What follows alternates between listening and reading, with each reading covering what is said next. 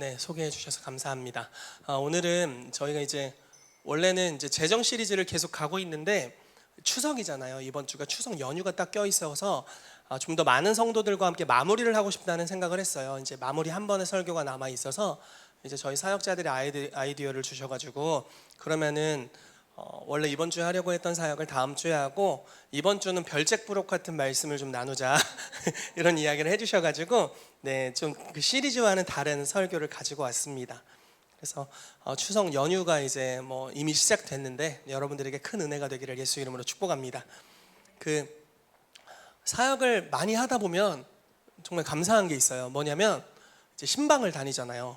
이번 주는 이제 두 가정의 신방을 갔는데 가끔 신방을 가다 보면 이제 신방의 메시지를 저는 이렇게 막 성경을 연구해서 이렇게 공부하다가 이렇게 하지 않고 가능하면 그 가정에 주시는 레마의 말씀을 전하려고 굉장히 노력을 합니다. 그래서 하나님께서 이 가정에 어떤 말씀을 주길 원하시는지를 이제 듣는 거죠. 듣고 그 이제 주신 메시지를 중심으로 말씀을 가지고 이제 메시지를 전하는데 전하다 보면은 진짜 준비하기 싫어서 그런 게 아니라 신방 가서 설교를 했는데 이거는 우리 교회 전체가 들어야 돼 이런 게 있어요. 오늘 설교가 그런 거예요. 이건 다 들어야 돼 이런 생각이 들었어요. 그래서 근래 신방을 다녀왔는데 이건 진짜 우리 교회가 너무 들어야 될 메시지구나 이런 생각이 들었고 또 주신 이제 한 주간 주신 여러 감동들이 있어서 기도와 지혜라는 주제로 여러분들과 메시지를 나누기 위해서 가져왔습니다. 네. 이렇게 보니까 뭐 할지 모르겠죠? 전혀 모르겠죠? 목차를 좀 보시면 느낌이 오시려나? 이렇게 준비했어요. 야곱의 축복에 대한 이야기를 좀 할 거고요. 기도에 어떤 언약을 주셨는지, 그리고 지혜, 기도에 응답하시는 하나님의 방법 중에 하나로서의 지혜를 좀 보도록 할 거고요. 지혜가 무엇인지, 하나님과의 관계로부터 오는 초자연적인 은사다. 그리고 추수와 지혜에 대해서 여러분들과 메시지를 나누도록 하겠습니다. 제가 잠시 기도하고 시작할게요. 하나님 감사합니다. 이곳에 성령님을 환영합니다. 성령님 우리 가운데 마음껏 운행하시고 역사하시기를 이 시간 기도합니다. 주님, 우리가 고난 중에 있을 때 기도하라고 말씀하시고 그때마다 항상 돌파를 약속하시는 우리 하나님께 감사드립니다. 기도할 수 있는 특권이 우리의 삶에 있어서 감사드립니다. 주님 오셔서 우리를 성령으로 충만케 해주시옵소서. 그리고 우리의 삶에 믿는 자가 불가능이 없다는 것을 깨닫도록 주여 역사하여 주시옵소서.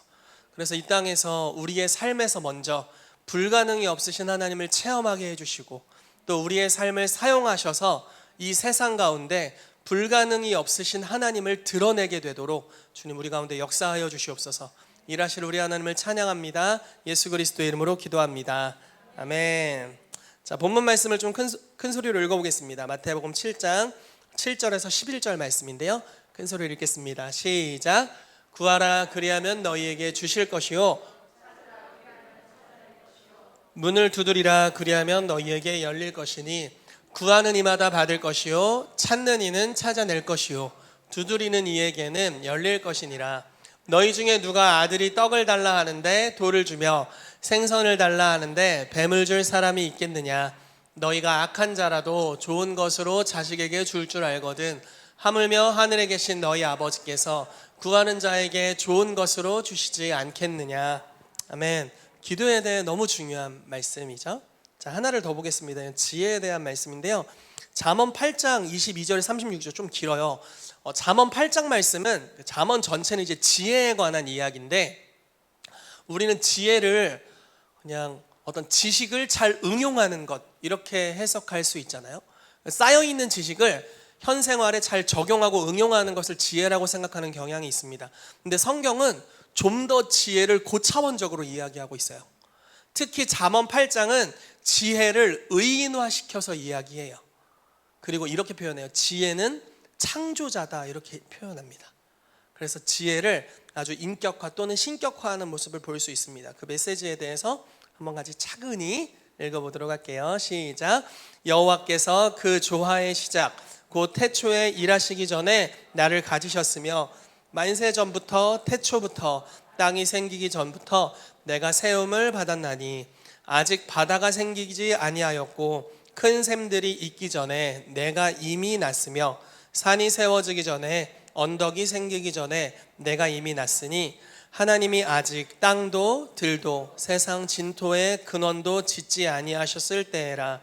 그가 하늘을 지으시며 궁창을 해면에 두르실 때에 내가 거기 있었고 그가 위로 구름 하늘을 견고하게 하시며 바다의 샘들을 힘있게 하시며 바다의 한계를 정하여 물이 명령을 거스르지 못하게 하시며 또 땅의 기초를 정하실 때에 내가 그 곁에 있어서 창조자가 되어 날마다 그의 기뻐하신 바가 되었으며 항상 그 앞에서 즐거워하였으며 사람이 거처할 땅에서 즐거워하며 인자들을 기뻐하였느니라. 아들들아 이제 내게 들으라. 내 도를 지키는 자가 복이 있느니라. 훈계를 들어서 지혜를 얻으라. 그것을 버리지 말라. 누구든지 내게 들으며 날마다 내 문 곁에서 기다리며 문설주 옆에서 기다리는 자는 복이 있나니 대저 나를 얻는 자는 생명을 얻고 여호와께 은총을 얻을 것임이니라. 그러나 나를 잃는 자는 자기의 영혼을 해하는 자라. 나를 미워하는 자는 사망을 사랑하느니라. 아멘. 자, 지혜가 창조주 하나님으로서 묘사되는 부분을 볼 수 있습니다. 오늘 이 두 가지 영역에 대해서 좀 보도록 할게요. 자, 아까 목차를 이렇게 이야기했어요. 자, 먼저 여러분들과 이야기하길 원하는 것은 야곱이 가지고 있었던 축복하는 권세에 대한 이야기를 좀 하고자 합니다. 이 본문 말씀을 보시면요, 야곱이 요셉을 축복하는 구절이에요. 창세기 49장 말씀 거의 전체는 야곱이 자기의 12아들을 축복해 주는데 각기 다른 주제로 축복해 주는 모습을 볼 수 있어요. 만약에 제가 여러분들을 위해 기도하는데 오늘 우리 교회 모든 성도님들을 위해 다 기도해 드리겠습니다, 여러분 기대하세요 해놓고 기도문을 적어온 거야. 그러니까 정해놓은 거예요. 주님, 이들에게 얼굴을 비춰주시고 돈이 많아지게 해주시고 건강하게 해주시고 오래 살게 해주시옵소서, 이렇게 정해놓은 거예요. 그래서 1번 막 하나님 뭔가 특별한 말씀을 주실까 기대하는 거죠. 근데 그 이야기를 해주고 2번 똑같은 이야기를 해주고 마지막 100번까지 똑같은 이야기를 해주는 거예요. 별로잖아요. 그렇잖아요. 왜냐면 뭔가 감동을 주셔서 한 게 아니라 정해놨구만. 멘투구먼 멘투. 이렇게 이제 생각이 드는 거예요. 근데 하나님이 야곱을 통해서 자녀들을 축복하실 때 어떤 모습으로 축복했냐를 보면은 각기 다 다르게 축복하셨어요. 와, 참. 그러니까 예언적으로 그 사람에게 맞는 축복들을 주셨다라는 거죠. 잠언 말씀에 보면은 마땅히 행할 길을 아이에게 가르쳐라. 그러면 늙어서도 그 길을 떠나지 않는다라는 말씀이 있습니다. 여기서 마땅히 행할 길을 아이에게 가르치라고 말할 때 이 마땅히 행할 길을 히브리 아버지들, 어머니들, 부모들은 어떻게 생각을 했냐면 어렸을 때부터 마땅히 지켜야 될 규율을 잘 가르쳐 놓으면 나이 들어서 떠나지 않는구나로 해석한 게 아니라, 우리 이렇게 해석하는 경우가 많잖아요. 그러니까 3살 버릇 80까지 가기 때문에 3살 이전에 중요한 규율을 잘 때려 박아 놓으면 늙어서까지 타락하지 않는다. 약간 이런 방식으로 생각하는 경향이 있는 것 같아요.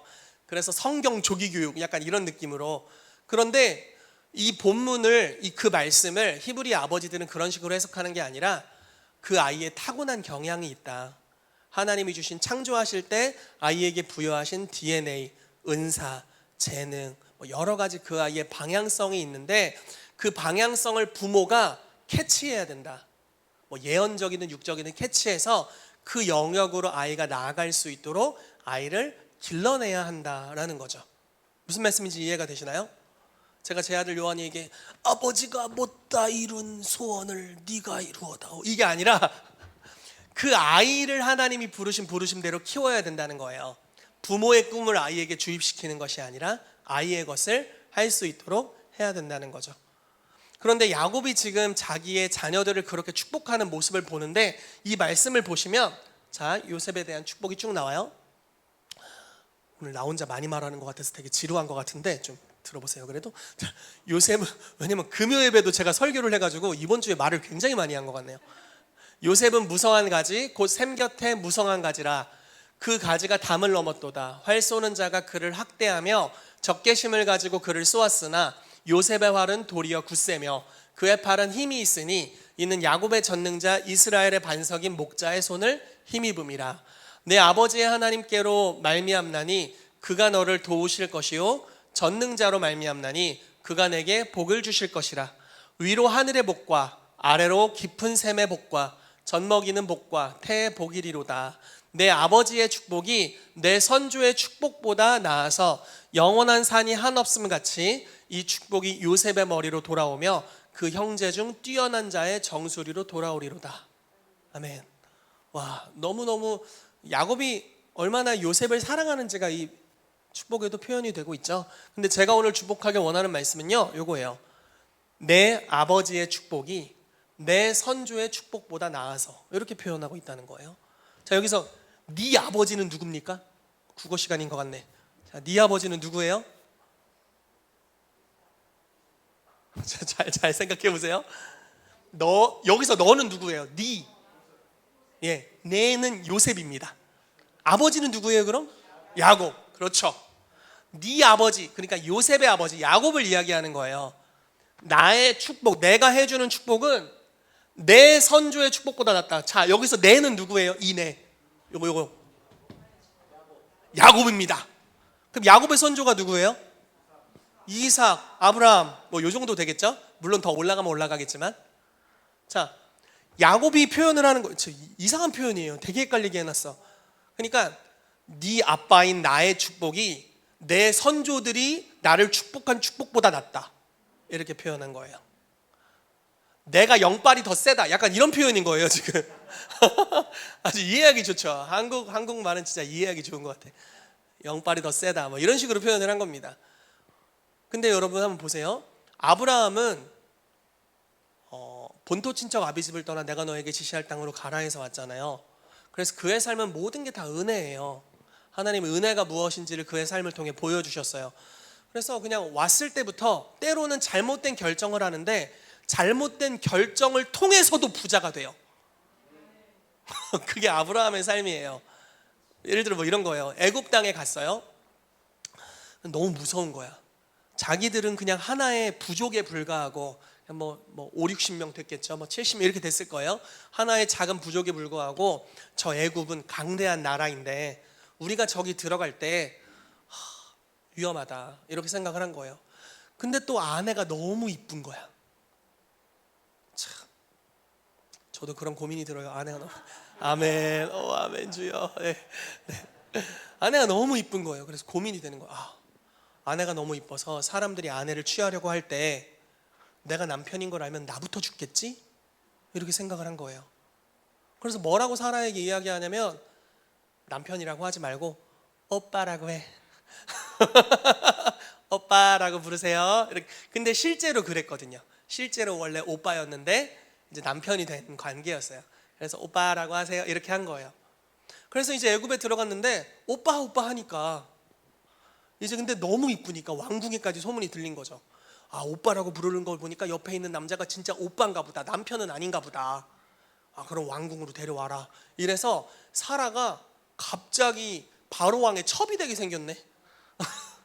위기가 생긴 거예요. 그래서 어떻게 됩니까? 뺏겼나요? 아니요, 하나님이 개입하세요. 하나님이 꿈에 나타나셔서 취하면 죽어, 이렇게 협박하셨어요. 주님이 협박하셨어요. 그래서 바로 왕이 아브라함을 부릅니다. 왕궁에 원래 사라만 불렀다가 아브라함을 불러요. 왜 네 아내인 걸 속였냐, 데려가라. 근데 그냥 돌려보내면 밤에 자기를 협박했던 그 신이 자기를 저주할 수도 있으니까 그냥 돌려보낼 수가 어마어마한 재물과 종과 소, 나귀, 낙타 이런 걸 잔뜩 줘서 보낸 거예요. 거짓말을 쳤는데도 복을 받았어요. 이게 아브라함의 삶이에요. 그렇다고 여러분 이제부터 거짓말 치면 복 받는다, 이런 공식을 세우면 이단이 되는 거야 이제. 그러는 게 아니라, 그러니까 이 은혜죠. 의로운 삶을 살지 않았음에도 불구하고 하나님의 사랑으로 말미암아 복을 받는 삶이 아브라함의 삶이었어요. 인생이 거의 그런 방식으로 진행이 됩니다. 그래서 이제 아이를 낳았는데 많은 아이들 중에 이제 약속의 자손으로 이삭이 태어났죠. 자, 이삭은 어떻습니까? 첫 출발부터 괜찮았어요. 금수저 물고 태어났거든요. 왜냐하면 아브라함이 자기가 가지고 있는 모든 소유의 가장 많은 부분을 이삭에게 물려줬어요. 아브라함은 당대의 거부였기 때문에 어마어마한 재산을 물려받았어요. 그래서 잘 사는데 신기하게 기근이 왔는데 농사를 지었는데 100배의 축복, 100배의 소출이 있었어요. 그러니까 어마어마한 기술도 있었고 뭐 다 좋은 거예요. 타고난 핏줄에 많은 재산을 물려받았고 재능도 많아. 농사를 지으면 100배의 풍년, 우물을 파면 우물이 다 터져. 인생에 실패가 없어요. 빵빵빵빵빵. 그리고 이제 아이를 낳았는데 그게 이제 에서와 야곱이었어요. 자, 이제 야곱의 시대가 옵니다. 야곱은 어떻습니까? 하나님이 리브가와 이삭에게 말씀하시기를 작은 자가 큰 자를 섬기리라 라고 말씀하시면서 야곱이 결국은 장자가 될 것에 대해 말씀하셨지만 육적인 순서를 따라서 야곱은 둘째로 태어났습니다. 한번 저희 집에 어떤 기도하시는 목사님인가 오셔서 이제 진짜 어릴 때, 제 어릴 때, 저는 기억도 안 나요. 저한테 야곱 같은 사람이라고 예언을 했는데 저희 형이 그거를 잘못 해석을 하셔가지고 그럼 난 에서인가? 이렇게 생각했던 적이 있었다고 하더라고요. 아무튼 네, 이제 야곱은 나면서부터 둘째잖아요. 장자가 너무 되고 싶어요. 그리고 그 장자의 가치가 얼마나 큰 건지를 아는 눈이 있어요. 눈빛이 다른 거죠. 아, 저거는 소중하다. 너무 귀한 거다. 근데 타고나질 못했어요. 얻을 수가, 육적인 방법으로는 무슨 짓을 해도 얻을 수가 없어요. 둘째의 숙명. 그런데 하나님께서 아무튼 기회들을 주시죠. 그리고 야곱이 에서에게 장자권을 이렇게 팔으라고 하죠. 팥죽 한 그릇에 팔으라고 했고 여러 스토리가 있었죠. 그리고 리브가가 중간에 끼어들어서 아버지 이삭이 이제 결국 야곱을 에서인 줄 착각하고 축복해서 장자권을 받게 되는 사건이 있어요. 그것도 참 치졸하잖아요. 그 인생이 그냥. 이삭은 어때? 금수저, 타고났어. 하는 거 다 잘 돼. 야곱은 어때요? 할 수 있는 게 없어. 집에서 팥죽 이렇게 하다가 형 이렇게 훔쳐오고 약간 이런 도둑질하는 삶이잖아요. 왜냐면 타고난 게 없으니까 치열할 수밖에 없는 거예요. 그래서 이제 어느 날 에서가 그 야곱에게 장자권을 뺏긴 것을 깨닫고 아, 내가 죽여야겠다 이런 생각을 하는 거죠. 사람이 분노가 쌓이다 보면은 마음속에 있는 걸 입 밖으로 내뱉게 되는 것 같아요. 아, 아버지가 돌아가실 때가 됐으니까 곧 야곱을 죽여야지 이러고 다녔나 봐요. 리브가가 그걸 들었어요. 그래서 아, 안 되겠다. 내가 잘못하면 하루아침에 두 아들을 다 잃을 수 있겠구나. 그래서 아버지 이제 남편에게 이야기를 해서 야곱을 이제 삼촌 라반의 집으로 보내기로 결정합니다. 그래서 야곱이 이제 가잖아요. 근데 뭐 재산을 물려받고 갔을까요? 자, 야곱은 시작이 어땠죠? 배낭 하나 메고 시작했어요. 아버지는 부자였고 어마어마한 거부였지만 물려받은 게 하나도 없어. 그리고 둘째야. 아버지가 심지어 자기를 좋아하지도 않아. 그 상태로 시작했어요. 그리고 라반의 집으로 가는 거예요. 6년을 일했어요. 그냥. 그런데 갑자기 삼촌이 이러는 거예요. 너 몇 년 동안 일을 했는데 너무 미안하다. 그래도 월급은 줘야지. 뭘 원해? 그랬더니 둘째 따님을 저에게 해주십시오. 이렇게 하는 거예요. 그래서 한 여자를 위해 7년을 일합니다. 13년 차가 되었을 때, 아마 제가 날짜를 정확하게 기억하는지 모르겠어요. 아무튼 13년 차가 되었을 때 라헬을 얻을 줄 알았는데 그 결혼식장 얻을 때 그 뭐라고 해야 되나? 근데 언니인 레아를 들여보낸 거죠. 그래서 잠자리를 갖고 아침에 눈을 떠보니까 앞에 레아가 있네. 삼촌한테 속았어. 삼촌 이게 무슨 짓입니까? 했더니 7년 더 일해. 라헬도 줄게. 이렇게 한 거예요. 그래서 20년을 노예처럼 일했어요. 와, 아버지는 자기를 별로 사랑하지 않고 집에는 에서가 자기를 죽이려고 하고 배낭 하나 메고 쫓겨나서 왔는데 라반은 20년 자기의 등을 쳐먹고 이게 야곱의 인생이에요. 근데 어떻게 합니까? 야곱이 기도했겠죠. 근데 야곱의 삶에 하나님이 무언가를 갚으시는 지혜를 주기 시작하시죠. 그래서 하나님이 지혜를 주셔서 간밤에 꿈을 꿨는데 이런 걸 꾸는 거예요. 야곱아, 네가 여태까지 수고한 것을 다 너에게 내가 갚아줄 거다. 그러면서 하나의 지혜가 뭐였냐면 통실통실한 양들이 와서 짝짓기를 하는데 이게 점이 박힌 양들, 저는 본 적이 없어요. 아무튼 점 박힌 양들이 통실통실하게 이렇게 있는 모습을 본 거예요. 그러면서 하나님이 전략을 주셨는데 그 아주 실한, 그러니까 뚱뚱한 양들이 짝짓기를 하러 오는 장소가 있나 봐요. 그럼 거기다가 뚱뚱한 양들이 오면은 이런 점 박힌 것들, 어떤 나뭇가지 같은 걸 갖다 놓으라는 거예요. 그럼 그걸 보면은 태어난 아이들이 점이 박힌 통실통실한 애들이 태어나는 거예요. 비실비실한 것들이 짝짓기를 할 때는 아무것도 갖다 놓지 마. 그러면 그 아무것도 갖다 놓지 않으니까 그거를 보고 아무것도 못 봐서 그런지 흰둥이가 태어나는 거예요. 그래서 삼촌 라반에게 이제 딜을 합니다. 삼촌, 제가 여태까지 이렇게 일했는데 아무 재산이 없는 게 좀 그래요. 이제부터 저에게 좀 분배를 해주세요. 제가 이제부터 태어나는 양들 중에 점박이들은 저에게 주세요. 이렇게 이제 딜을 한 거죠. 그리고 하나님이 주시는 전략을 가지고 몇 개월, 한 1년 요 정도가 지났는데 거부가 돼버렸어요. 20년 동안 수고한 모든 열매가 한 번의 지혜를 통해 빵 터져버린 거예요. 그래서 이제 소유물을 가지고 도망가죠. 간밤에 도망가죠. 뭐 스토리를 다 이야기할 수 없지만 간밤에 도망가는데 이제 에서에게로, 이제 아버지 이삭에게로 가는데 에서가 소문을 들은 거예요. 그래서 400명 군대를 이끌고 와요. 느낌이 쎄하죠. 동생이 가는데 뭐 종들, 뭐 나귀 이런 것들을 데리고 오는 게 아니라 병장기를 갖춘 무장된 사람들이 온다는 소문을 들은 거예요. 아, 죽었다. 아직도 원한을 갖고 있구나. 어떻게 하지? 그래서 브니엘이라는 장소로 가서 기도를 합니다.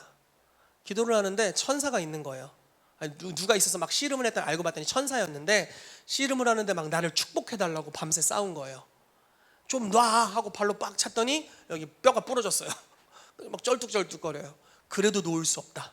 이랬더니 그 사람이 너의 이름을 이제부터 야곱, 속이는 자가 아니라 이스라엘이라고 하리라 라고 이야기를 합니다. 그래서 이름이 이스라엘이 됐는데 무슨 뜻이냐면 하나님과 겨루어 이겼다라는 뜻인데, 좀 이상하잖아요, 느낌이. 좀 제대로 이거 좀 번역을 좋게 하면 하나님과 함께한 승리자라는 뜻이 됩니다. 그래서 아주 좋은 이름을 받고 이제 에서를 만나러 가는데, 너무 신기하게 그 간밤에 일어났던 천사와의 씨름을 통해서인지는 모르겠지만 에서의 마음이 야곱을 사랑하는 마음으로 단번에 변화되어 있는 거예요.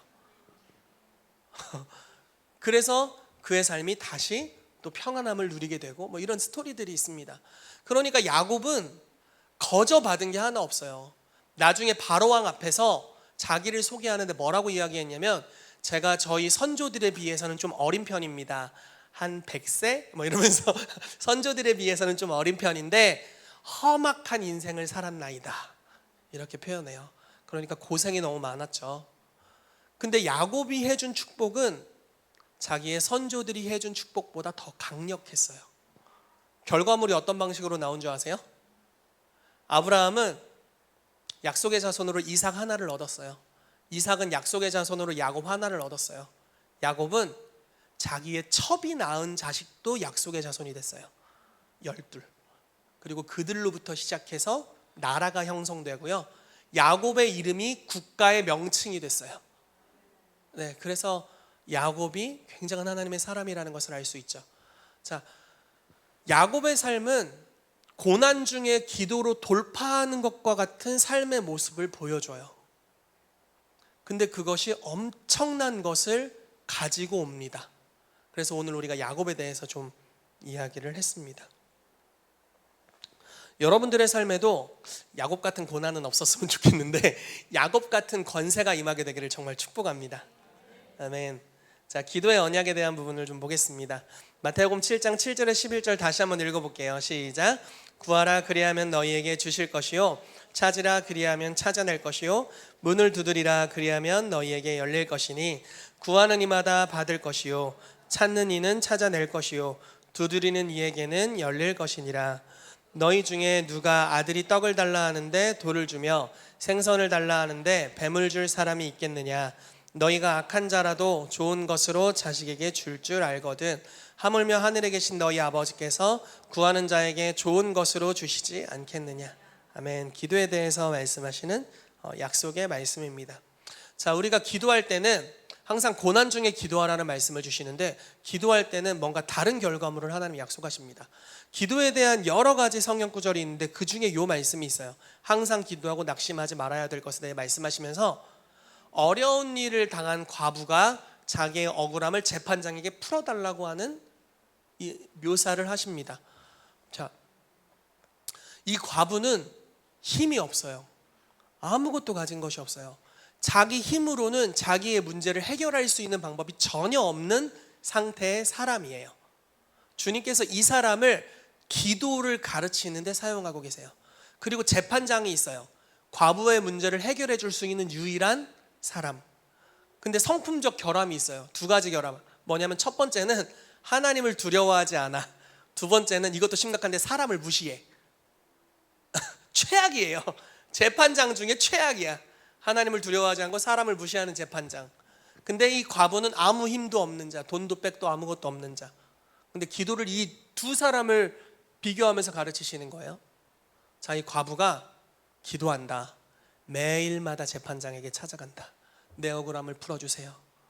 뭐야, 나 하나님도 별로 안 무서워하고 사람 무시하는데, 무시하고 싶은 사람이 찾아왔네? 퇴퇴! 이러고 무시하는 거죠.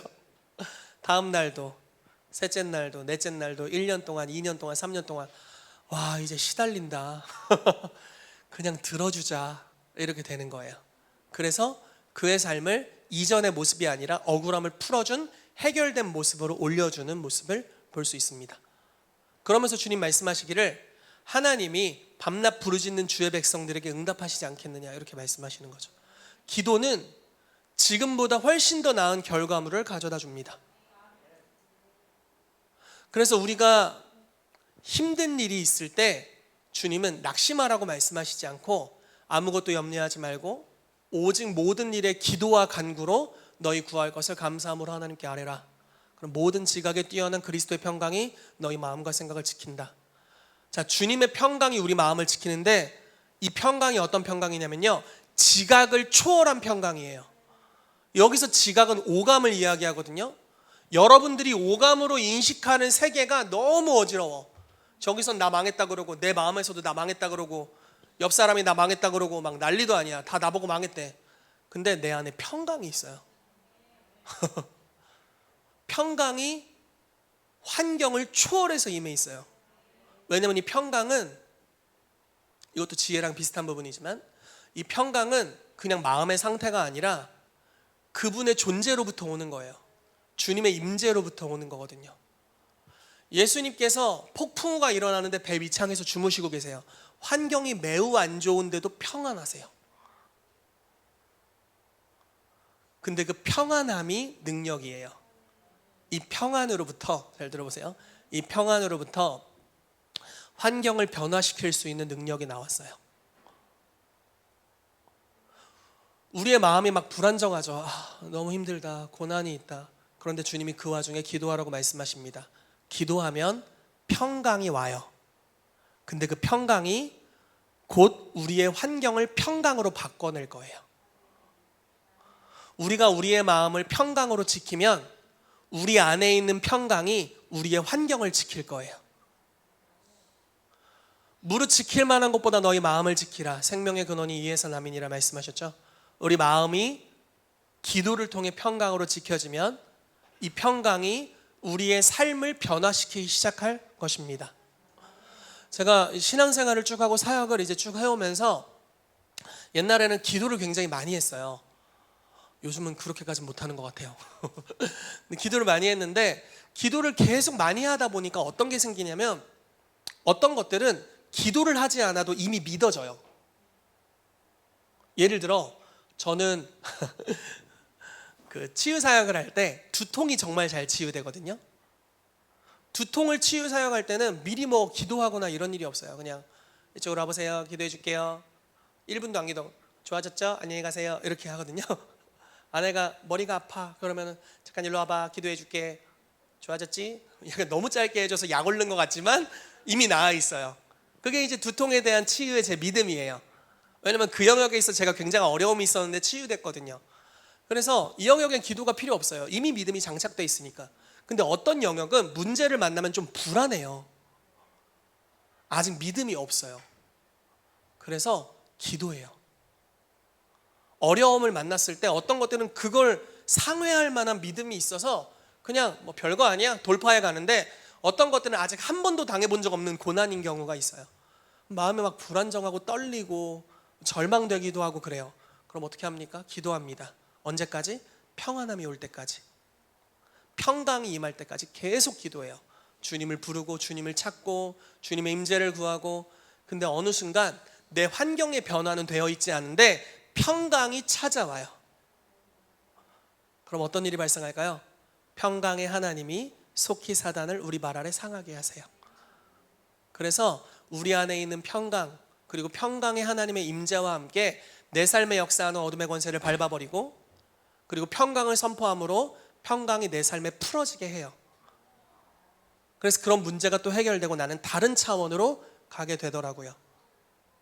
하나님께서 믿는 자에게 기도하라고 하시는 것은 바로 이런 것이라고 믿습니다.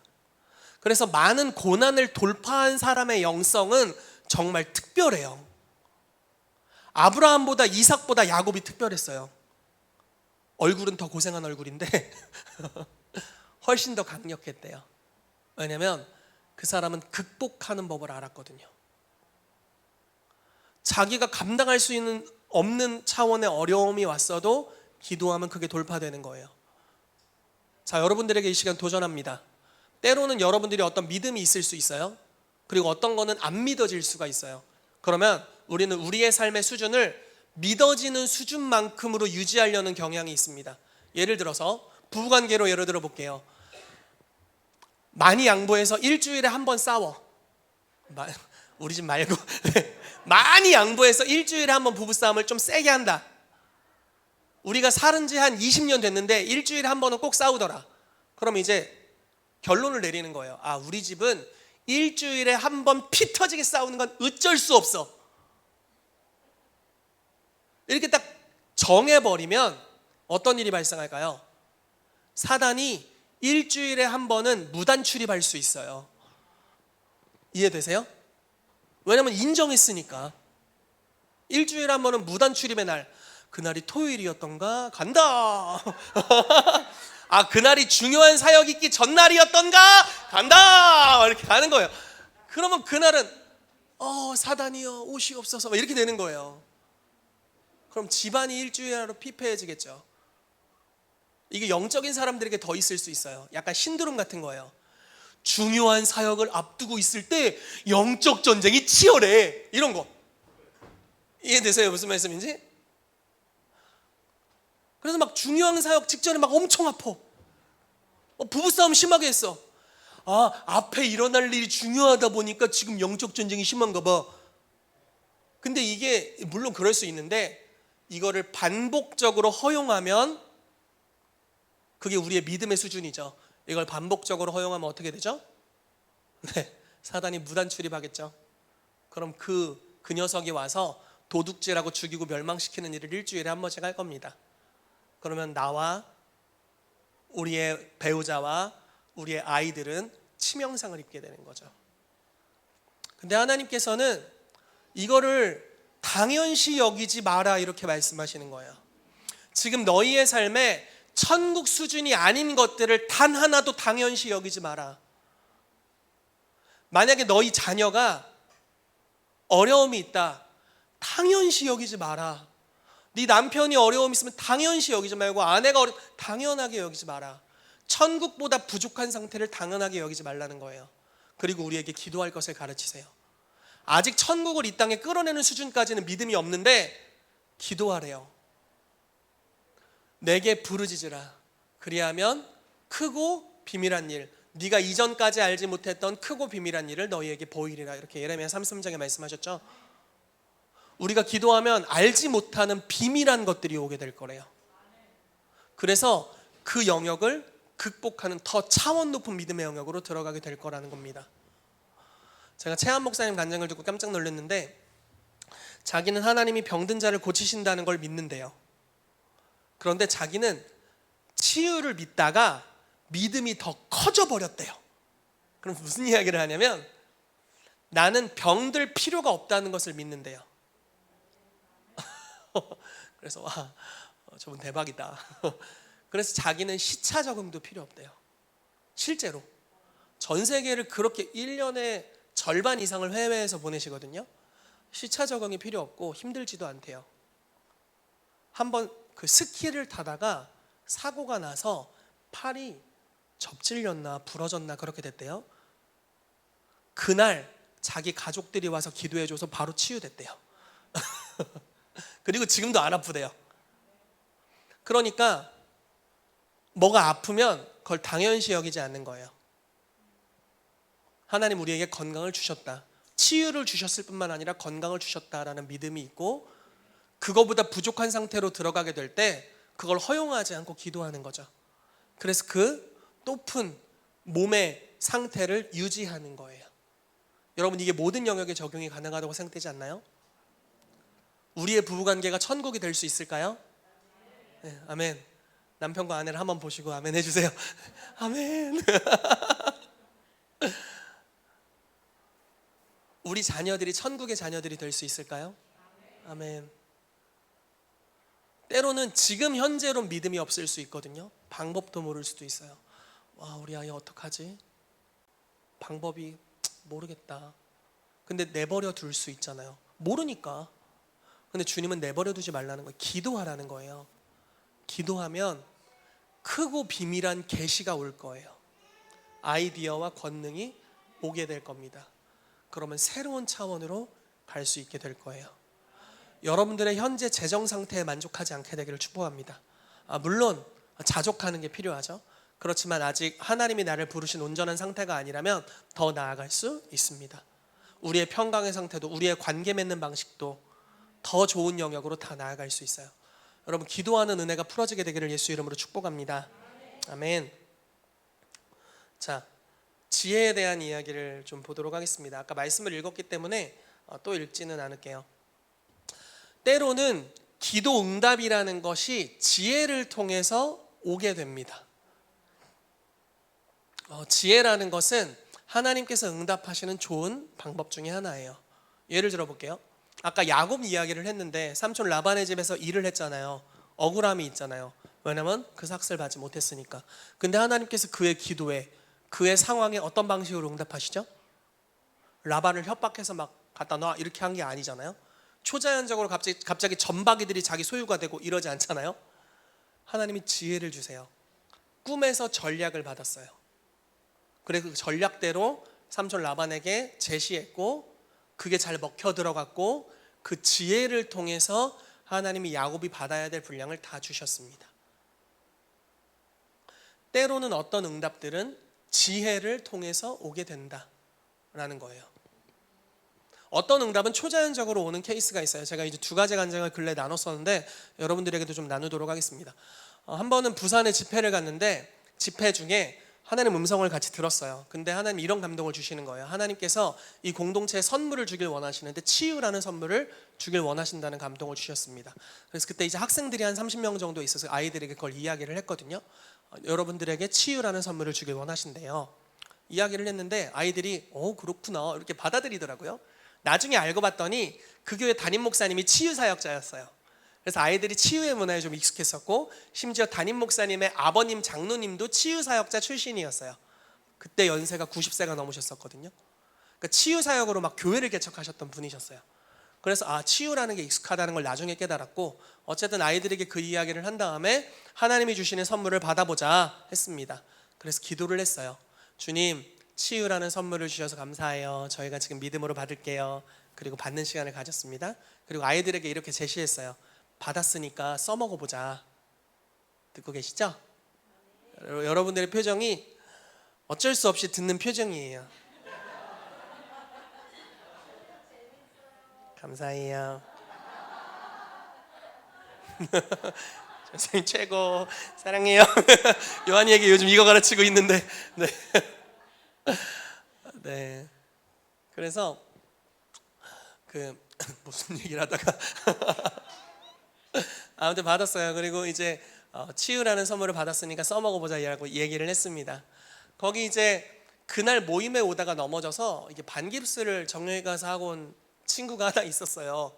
그래서 그 친구한테 우리 너부터 기도해 줄게 라고 이야기했어요.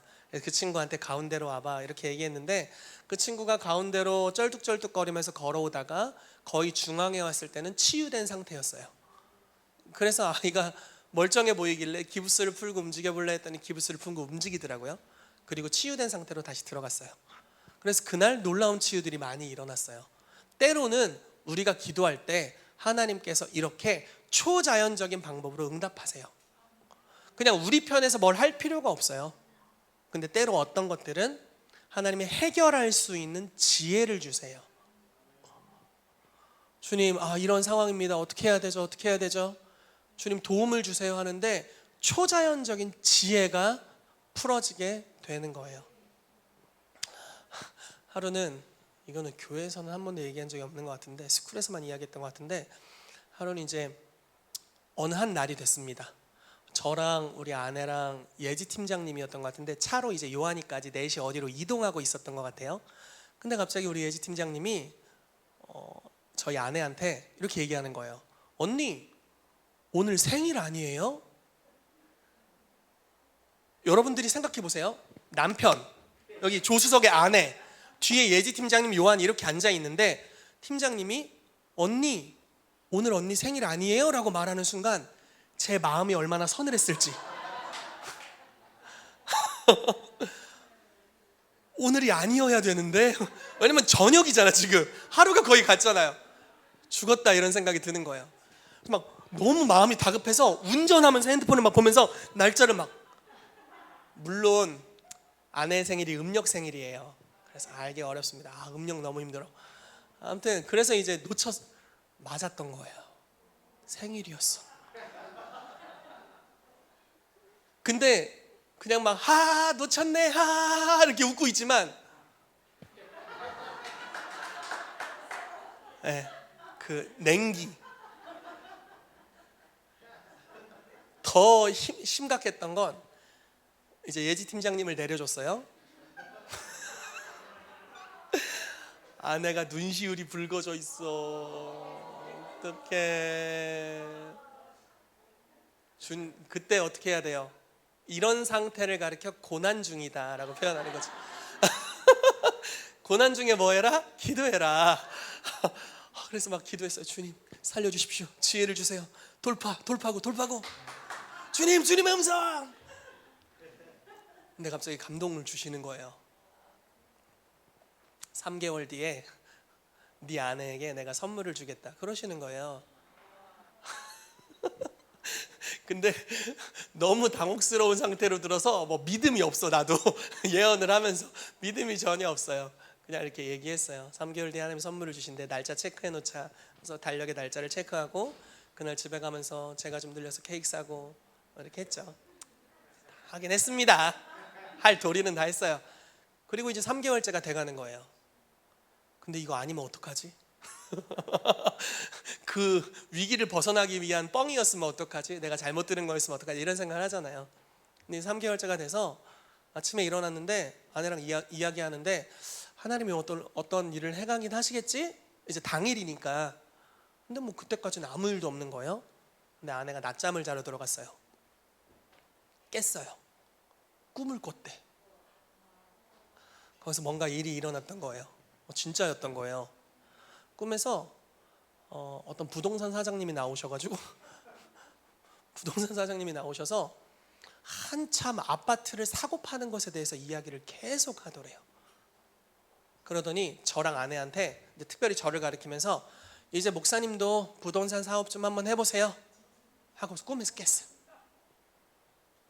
그래서 부동산 사업이라는 아이디어를 하나님이 선물로 주신 거예요. 제가 원래 주식만 하려고 했었거든요. 근데 부동산에 눈이 열렸죠. 그래서 1년간 공부했어요. 그리고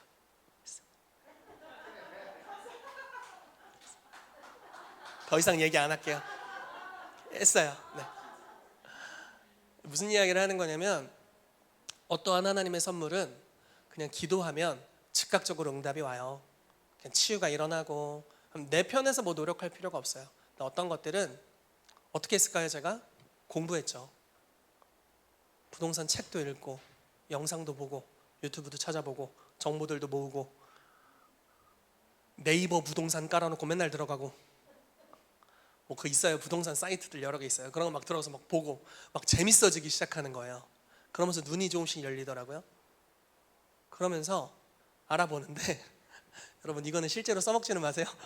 하루는 영상을 보는데 지금 이 아파트가 잘 나간다는 이야기를 하는 거예요. 이제 뭐 투기과열 주고 등등등등 해가지고 이런 얘기하는 게 불편하지 않으시죠? 임파테이션 받고 싶죠? 네. 넘어가겠습니다. 그래서 어쨌든 어떤 종류의 아파트가 잘 나간다, 이런 이제 앞으로 오른다, 뭐 이런 얘기를 하는 거예요. 그래서 그걸 딱 들었는데 제 영이 이거다 이런 느낌이 들었어요. 그리고 이제 그게 저녁이었거든요. 다음 날 아침이 됐는데 우리 한 모모 집사님께서 전화를 주셨어요. 누군지는 밝히지 않을게요. 한 모모 집사님이라고 계세요. 저희 교회 기도 굉장히 많이 하시는 성령의 사람이 계세요. 뭐라고 하시냐면, 목사님 제가 이런 아파트 지금 보고 있는데 같이 보러 갈래요? 근데 그 아파트 종류가 제가 어제 이건데 했던 아파트였어요. 그래서 갔어요. 그날 계약하고 왔어요.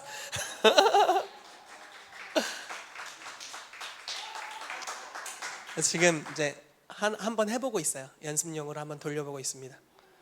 근데 여러분 이제 제가 어떤 다른 이야기를 하려는 게 아니라 어쩔 수 없이 꺼냈어요. 어쩔 수 없이 다른 예가 생각이 안 나서. 하나님께서 우리가 기도할 때 여러 방면으로 응답을 주실 수 있는데 지혜를 통해서 응답하시는 경우가 있다라는 거예요. 그래서 저는 우리 교회를 향해서 이런 생각이 있어요. 사실 어떤 분들은 삶에서 많은 걸 심었어요. 많은 기도가 있었어요. 그래서 이런 표현이 괜찮을지 모르겠지만 응답을 위해서 치룰 모든 대가를 다 지불했어요. 근데 아직 응답이 안 돼요. 이유는 단 하나예요. 지혜를 받아야 돼서 그래요. 그냥 더 기도해야 될 게 아니야. 이 사람 지금 필요한 건 패러다임이 깨지고 새로운 차원의 지혜가 부어져야 그게 응답될 수 있어요. 근데 더 많이 기도하려고만 해요. 근데 그걸로 될 게 아니에요. 지혜가 필요한 영역이죠. 그래서 이 지혜라는 것은 하나님께서 기도에 응답하시는 아주 중요한 통로인데, 자연스럽게 하나 넘어가서 하나님과의 관계로부터 오는 초자연적인 은사다라는 거예요. 여러분 잘 보세요. 이 말씀을 보면요, 예수는 중간에 있습니다. 예수는 하나님으로부터 나와서 우리에게 지혜와 의로움과 거룩함과 구원이 되셨다, 이렇게 말하고 있죠. 자, 예수님이 참된 지혜이세요. 잠언 8장 말씀은 예수님을 의인화한 지혜로 예표한 성경 구절이에요.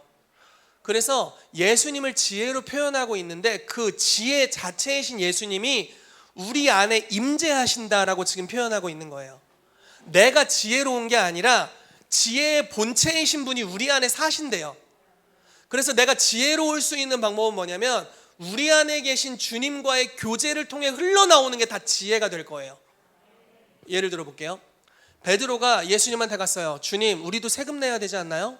예수님 뭐라고 하셨을까요? 가서 낚시를 하면 물고기가 잡힐 건데 입을 벌려. 동전 한 입이 있을 거야. 그게 한 세겔인데 너를 위해 반 세겔, 나를 위해 반 세겔 내라. 말도 안 되는 이야기를 했어요. 이게 그냥 능력일까요? 여러분, 이게 그냥 초자연적인 능력일까요? 자, 다른 이야기를 해볼게요. 베드로가 밤이 맞도록 막 금을 이리 던지고 저리 던지고 아무 열매가 없어. 근데 갑자기 저쪽에서 배 오른편에 그물을 던지라 주님 말씀하세요. 오른편에 던졌는데 153마리가 건져졌어요. 이런 게 지혜예요. 관계를 통해 오는 것에 순종하는 게 지혜예요. 왜냐하면 하나님만이 보실 수 있는 게 있어요. 사람으로는 결코 알 수 없는. 근데 우리가 주님과 관계 맺게 되면 주님이 그러한 것들을 알려주세요. 세상이 깨닫지 못하는. 하나님은 세상의 지혜를 어리석은 것으로 여기신대요. 그리고 하나님의 미련한 것이 사람의 지혜로운 것보다 더 지혜롭대요. 자, 이게 무슨 말씀이겠어요? 하나님은 우리에게 말씀하실 때 좀 별로 지혜롭지 않은 것 같은 것도 때로는 말씀하신다는 거예요. 근데 그게 세상 사람들의 가장 탁월한 지혜보다도 더 뛰어나요. 이것이 하나님의 미련한 것이 사람의 지혜보다 지혜롭다는 말씀이죠. 하나님께서 이런 방식으로 우리가 주님과 관계 맺기를 원하시고 이 관계성을 통해서 놀라운 지혜를 주십니다. 자, 이제 말씀에 좀 결론을 맺으려고 합니다. 때로는 제가 근래 이제 베드로에 대해서 보면서 새로운 차원으로 뭔가를 깨닫게 됐는데, 오순절 날이 이렇습니다. 사도행전 2장 말씀에 오순절에 성령 강림 사건이 있었죠. 그 자체만으로도 놀라운 사건이에요. 그렇잖아요. 성령님께서 임하시고 막 다 성령 충만받고 방언받고 그 자체로 놀라운 사건인데, 거기에 베드로가 갑자기 일어납니다. 그래서 방언 때문에 신기해하는 무리들을 향해서 갑자기 설교를 하는데, 이게 그냥 준비된 원고의 설교가 아니에요. 초자연적으로 뭔가가 깨달아졌어요. 지금 일어나는 이 사건은 요엘서 2장에 예언했던 내용이 이루어진 것이다라는 깨달음이 온 거예요. 그래서 그걸 근거로 설교를 하기 시작해요. 설교를 막 하고, 그리고 예수 그리스도의 사건과도 연결시켜요. 너희가 그분을 못 박았지만 회개하면 우리가 받은 것 같은 성령의 선물을 너희에게도 주실 것이다. 이렇게 축복하면서 설교를 합니다. 그 설교의 결과 어떤 일이 발생했을까요? 3,000명이 구원받았어요. 그냥 그 한 사건 터진 걸로 끝날 수 있었어요. 그런데 하나님이 베드로에게 특별한 깨달음과 계시를 줘요. 그리고 그 계시가 지금 이 응답 차원이 아닌 새로운 차원을 완전히 가져와요. 자, 다른 이야기 해볼게요. 맨날 걸어가. 여기 성전이야. 미문 성전. 성전 미문이라는 아름다운 문이라는 성전 문이에요. 맨날 걸어가. 예수님 시절에도 걸어갔고 세례 요한 시절에도 걸어갔어. 맨날 걸어갔어. 거기에는 30년 동안 앉아있던 앉은뱅이가 있었어요. 맨날 걸어가. 맨날 봐. 맨날 구걸해. 아무 느낌이 없어. 그런데 어느 날 주님과 관계 맺는 거예요. 베드로와 요한이. 걸려 마음에. 그냥 지나가면 안 될 것 같아. 이거는 누가 알려주는 게 아니잖아요. 그냥 주님과 관계 맺는데 이거 그냥 지나가면 안 될 것 같지? 이런 생각이 드는 거예요. 그래서 다가갔어요. 그랬더니 돈 좀 주세요 이러는 거예요.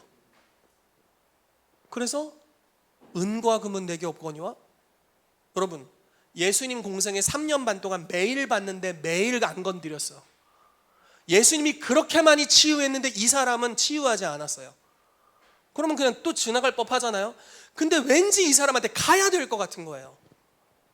그냥 기도하러 갔다가, 그래서 만나서 은과 금은 내게 없거니와 나에게 있는 것으로 내게 주노니 나사렛 예수 이름으로 일어나 걸으라. 오른손을 잡아 일으키니 발과 발목에 힘을 얻어서 서서 걷고 뛰고 성전에 들어가서 난리를 치는 거예요. 너무 행복해서. 이 사람이 홍보대사였네. 난리를 치니까 사람들이 몰려들잖아요. 자, 한 명이 일어난 사건도 굉장한 사건이야. 지금 하나님이 지혜를 준 거예요. 지금 이 사람을 치유해라라는 지혜가 왔겠죠. 그래서 주목하여 보고 치유했어요.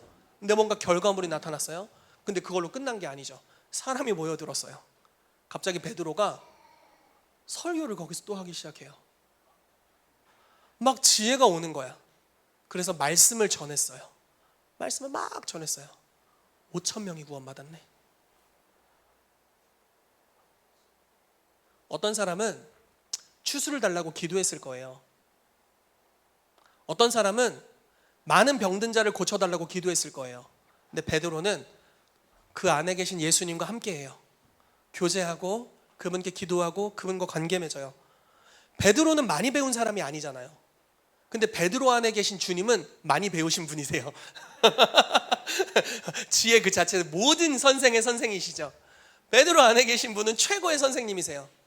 그러니까 지식을 많이 쌓는 게 지혜가 아니라 그분으로부터 오는 것들에 순종하는 게 최고의 지혜인 거예요. 어떤 학자가 이런 전도의 아이디어를 내놨을까요? 근데 예수님은 이 사람에게 치유해, 네가 깨달아진 것들을 설교해, 감동을 따라 했는데 5,000명이 구원받았네요. 남자만 20세에서 60세까지 약 2만 명 정도가 구원받은 걸로 우리가 추정할 수 있습니다. 예루살렘 인구가 그 당시 10만 명이었는데 20%가 한 사건을 통해서 구원받았어요. 하나님의 사람의 지혜를 통해서. 여러분, 하나님께서 이 교회 가운데 지혜를 주길 원하신다고 믿습니다. 지혜는 단지 책을 많이 본다고 오는, 책을 읽어야죠. 저도 책을 읽어요. 근데 그것이 지혜의 본체가 아니에요. 지혜는 지혜이신 분과의 관계를 통해서 오게 되는 것입니다. 그리고 그 사람만이 알 수 있도록 인도하실 거예요. 자, 여러분들이 매일 똑같은 일을 할 수 있어요. 그리고 여러분들의 삶에 어려움을 놓고 기도할 수 있습니다. 계속 기도해요. 그러다가 마음의 상태가 바뀔 거예요. 평강이 임하고 염려가 사라질 거예요. 근데 그걸로도 응답된 건 아니죠. 때로는 그 상태로 응답이 올 수 있지만 어떤 때는 그것과 함께 지혜가 올 거예요. 내가 혹시 이렇게 행동해야 되는 건 아닐까? 내가 혹시 이 사람을 위해서 치유 기도를 해줘야 될 건 아닐까? 내가 혹시 병든 자를 고쳐줘야 되는 건 아닐까? 이런 지혜가 올 겁니다. 그 지혜가 문제를 해결하는 영역으로 우리를 인도할 거라고 믿습니다. 마지막으로 한 가지 간증만 나누고 마치도록 하겠습니다. 샴볼츠 목사님을 통해 들은 간증인데요, 한 청년이 취업을 위해서 기도했어요. 이 사람은 할리우드에서 일하고 싶었어요. 영화배우로 단역으로 일을 하고 있었습니다. 그러니까 매번 단역을 계속 구해야 되는 거예요. 이제 배우니까. 근데 주님께 이제 기도하는 거예요. 주님, 저 잘 취업하고 싶어요. 좋은 데로 인도해 주세요. 기도를 계속 하는데 주님이 말씀하세요. 뭐라고 말씀하시냐면, 빵을 몇 개를 사서 어느 지역에 있는 노숙자에게 전도하거라, 이렇게 말씀하셨대요. 무슨 이런 동문서답이 있어. 나 지금 주님 취업을 위해서 기도합니다, 주여 하는데 빵 몇 개 사서 어느 지역의 노숙자들에게 찾아가, 이렇게 말씀하셨대요. 그래서 뭐지? 뭐 맥락은 없는데 우리 다 이해를 못하니까 그냥 순종하기로 결정한 거예요. 기도 그만하고 슈퍼에 가서 빵 사서 이제 노숙자들에게 전도하러 갔어요. 주님이 감동 준 지역에 갔더니 몇 명의 노숙자들이 있는 거예요. 첫 번째 아저씨에게 빵을 드리고 축복합니다, 빵 드리고 축복합니다. 네 번째 요 아저씨한테 드리면 끝나는데, 요 아저씨가 빵을 맞으면 빵 집어 던져버려요. 너무 무례하게 자기를 대하더래요. 뭐야. 그리고 집에 왔어요. 주님 취업시켜주세요 기도하는데 또 주님 말씀하세요. 빵을 들고 어제 그 지역의 그 노숙자들에게 가서 또 전도해라. 그래서 빵을 들고 첫 번째, 두 번째, 세 번째, 네 번째, 예! 이렇게 또 무례함을 당하고 왔어요. 셋째 날도 가고 넷째 날 계속 하나님의 음성이 들리는 거예요. 어느 날, 제가 정확하게 날짜는 모르지만 어느 날 요 네 번째 아저씨가 빵을 받으시더래요. 그러더니 너 진짜구나, 이렇게 얘기하더래요. 그러면서 이렇게 물어보더래요. 너 뭐 하고 싶니? 그랬더니 이 청년이 제가 영화 배우인데 지금 단역을 구하고 있어요. 취업하고 싶어요, 이렇게 얘기했대요. 그랬더니 유도숙자 아저씨가 그렇다면 내가 널 도와줄 수 있겠는데? 이렇게. 무슨 노숙사 아저씨가 뭘 도와줘 지금. 도와줄 수 있겠대요. 그래서 자기의 그 막 쓰레기장 같은 움막 같은 데를 들어가더니 뭐를 막 갖고 오는 거예요. 뭐 갖고 왔어? 막 냄새나, 구겨졌어, 때 묻었어. 먼저 봤더니 명함이에요. 명함을 전달해 주면서 이렇게 얘기하는 거예요. 이 번호로 전화해서 내 이름을 이야기해. 집에 갔어요. 전화했어요. 그리고 그 사람 이름을 이야기했어요. 이 사람이 소개해줘서 제가 이렇게 하게 됐습니다. 연락드리게 됐습니다. 그랬더니 이 사람이 깜짝 놀라는 거예요. 네가 어떻게 그 사람을 알고 있냐? 이렇게 해서 당장 우리 회사로 와, 이렇게 한 거예요. 어떤 소속사 대표님인 거예요. 가서 자초지정을 이야기하는 거예요. 너 어떻게 그 사람 알았어? 이거는 아무나 알 수 있는 연락처가 아니야. 어떻게 알았니? 그랬더니 자초지정을 얘기하는 거죠. 노숙자에 있어서 빵 드렸더니 갖다 버리고, 빵 드렸더니 갖다 버리고, 이때 진짜라고 하고 취업시켜준다고 했어요, 이렇게 얘기를 한 거예요. 그랬더니 뭐라고 얘기하냐면, 그 사람이 원래 할리우드의 엄청 유명한 제작자인데 집에 어려움이 생겨서 노숙 생활을 하기로 결정했다는 거예요. 근데 그 남자의 가장 탁월함은 뭐냐면, 배우가 될 만한 사람을 잘 알아볼 수 있는 안목이 있는 사람이기 때문에 그 남자가 너를 추천해 줬다면 너는 무조건 합격이다. 우리 회사에서 일하자. 계약이 체결됐어요.